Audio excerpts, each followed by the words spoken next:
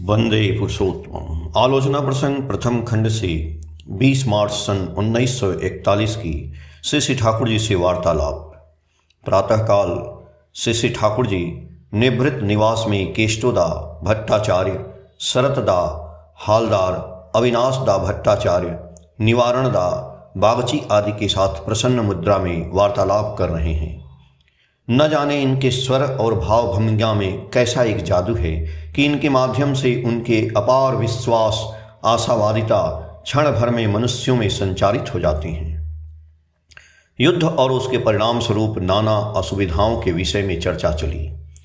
श्री श्री ठाकुर जी बोले, जो युद्ध हो रहा है उससे चाहे जो हो, रिजल्ट परम पिता की दया से आप लोगों को सुविधा ही होगी। आप लोगों को कहीं भी बाधा नहीं पहुंचेगी। मनुष्य को जुटाने के लिए मैं आप लोगों से कह रहा हूँ, उपयुक्त कर्मी संग्रह करने की बातें भी कही है, और भी अच्छे कर्मी पाने पर आप लोग बहुत कुछ कर सकते थे। अच्छे अच्छे कर्मियों को जुटाने के सिवाय दूसरा पथ भी नहीं है। आप लोग गिने चुने व्यक्ति और कितनी दिशाओं को संभालेंगे। जैसा दिन आ रहा है उसमें सारी दुनिया के लोगों का दूसरा कोई पथ नहीं रहेगा। परम पिता के इस महा अवदान के लिए सभी त्रसित हो उठेंगे। देखेंगे आप लोगों की अप्रस्तुति के कारण उस दिन कोई वंचित न हो। किसी व्यक्ति की अनुपस्थिति में उसकी चरित्रगत त्रुटियों के विषय में लोग कड़ी आलोचना कर रहे थे।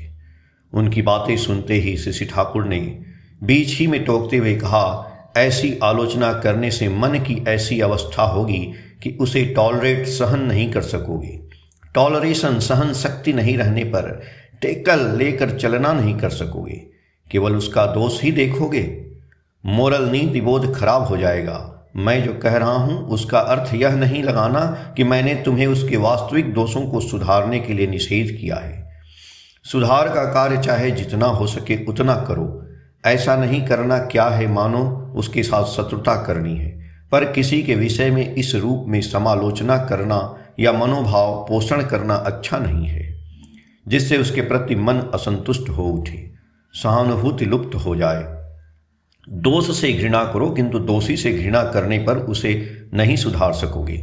जो दोषों से जर्जरित हैं उन्हें तुम लोगों का अधिक प्रेम चाहिए, क्योंकि उस प्रेम को पाकर वे तुमसे प्रेम करना जितना सीखेंगे, तुम्हारी श्रद्धा करना जितना सीखेंगे, उतना ही उनका कल्याण है। पर यह तभी संभव है यदि तुम लोग इष्टानुग आचरण से चलो। कलकत्ता से क्षेत्र माँ आई हैं। उसे देखते ही श्री ठाकुर बहुत खुश हुए और सोल्लास हंसते हुए बोले, क्यारी कब आई? तुम्हारा स्वास्थ्य खूब अच्छा हो गया है। कितना बड़ा ट्यूमर था, देखें। बीच बीच में श्री ठाकुर तंबाकू पी रहे हैं एवं प्रसन्न मुद्रा में सभी की ओर निहारते हुए उनके हृदय को प्लावित कर रहे हैं। उसके बाद एक्टोप्लाज्मिक बॉडी, लिंग शरीर के विषय में आलोचना आरंभ हुई। जब किसी मनुष्य का जन्म होता है, प्रफुल्लदा ने बोला, तो उस समय उसके पूर्व जन्म की लिंग शरीर की कैसी अवस्था होती है। सुना है कि वह जहाँ संगति पाती है वहाँ आकर रूपायित होती है। वह तो एक शरीर है और माँ बाप से हम लोग जो पाते हैं वह दूसरा शरीर है। इन दो शरीरों के सामंजस्य का पता नहीं चलता है। इस शरीर में वह शरीर यानी माँ के शरीर में लिंग शरीर कब और कैसे प्रवेश करती है, यह भी तो एक समस्या है कि कैसे वह प्रवेश करती है। श्री ठाकुर जी बोले, जिस भाव या भाव देह से हम विगत होते हैं, उसी भाव या भाव देह की ट्यूनिंग संगति जिस दंपत्ति के उपगति काल में पैदा होती है, वहीं हमारा अर्थात उसी भाव या भाव देह का पुनः राविर्भाव होता है।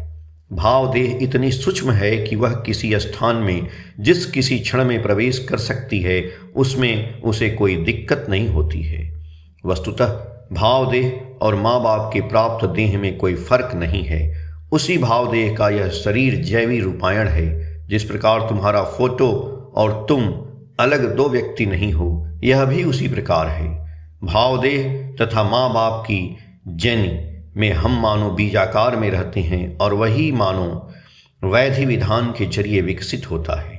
जो भी करो, मनुष्य को जब तक अमृतत्व लाभ नहीं होता है तब तक कुछ नहीं होता है। अमृतत्व अमृतत्व तो कहते हैं, किंतु उसकी मूल बात है स्मृतिवाही चेतना। यदि मेरी जानकारी इन्वायरमेंट पारिपार्श्विक में कॉन्शस आइडेंटिफिकेशन चेतन शनाख्तकरण नहीं पाती है तो उसकी सार्थकता ही क्या है। पर अकेले स्मृतिवाही चेतना होने में आनंद नहीं है, बहुतों को होती है, मगर बोध यंत्र परस्पर होकर आनंद मनाया जा सकता है। किसी किसी जंतु को देखकर किसी मनुष्य की बात एवं किसी किसी मनुष्य को देखकर किसी किसी जंतु की बातें चट स्मरण हो पड़ती हैं। मैं सोचता हूँ आखिर यह सब क्या है, मैं तो कोई पागल भी नहीं हूँ। शरद ने डेस्टिनी, भाग्य, दैव इत्यादि के विषय में चर्चा की। श्री ठाकुर ने शब्दकोश में डेस्टिनी, भाग्य का धातुगत अर्थ देखने को कहा। देखने पर डी स्टार ऑफ स्टैंड मिला। श्री ठाकुर जी बोले, जिस पर या जो लेकर मेरी स्थिति, स्थान या ठहराव आधारित है वही मेरे भाग्य का नियामक है, अर्थात मेरा जैसा भजन है वैसा भाग्य भी। मनुष्य के अनुराग और सेवा, जिसे धरकर जिस पथ पर जैसा चलेंगे उसका भाग्य भी वैसा बनेगा। दैव शब्द भी दिव धातु से आया है, उसका अर्थ है प्रकाश। मुझ में जैसा चरित्र, आचरण और बुद्धि प्रकाशित है, प्रकट और दीप्त है, विधि के विधान से पारिपार्श्विक के बीच मेरा कर्म भी वैसा होता है, व्यवहार भी वैसा होता है और प्राप्त भी होती है वैसी ही। ऐसी सीधी बात को मनुष्य नहीं समझता है, बिना किए पाने की आशा से सब कुछ करता है और उसके लिए कितना माल साइकोलॉजी, विकृत मनोविज्ञान झाड़ता है। आलोचना प्रसंग प्रथम खंड के पेज संख्या 100, 101, 102 और 103 से। जय गुरु।